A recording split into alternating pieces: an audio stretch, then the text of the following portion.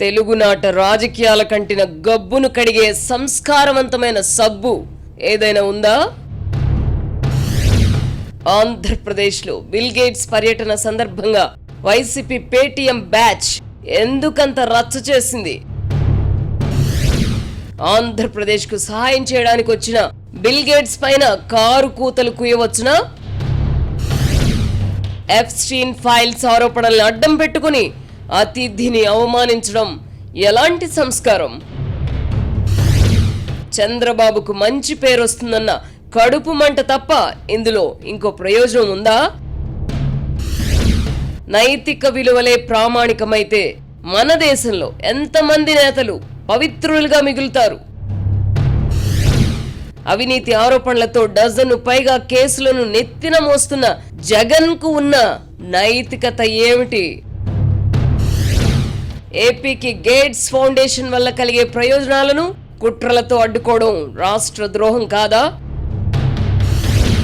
ఇంటికో సత్యానాదళ్లను తయారు చేస్తానన్న జగన్ మైక్రోసాఫ్ట్ వ్యవస్థాపకుడిని అవమానించడం ఏమిటి?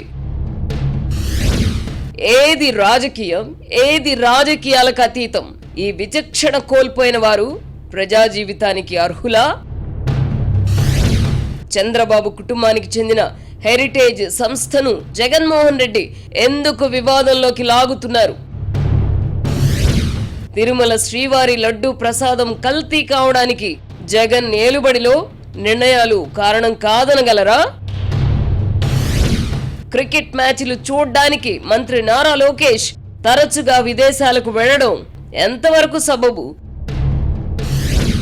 చంద్రబాబులా రాజకీయాల్లో ఎదగాలని చూస్తున్న లోకేష్ తండ్రి క్రమశిక్షణను ఎప్పుడు అలవర్చుకుంటారు?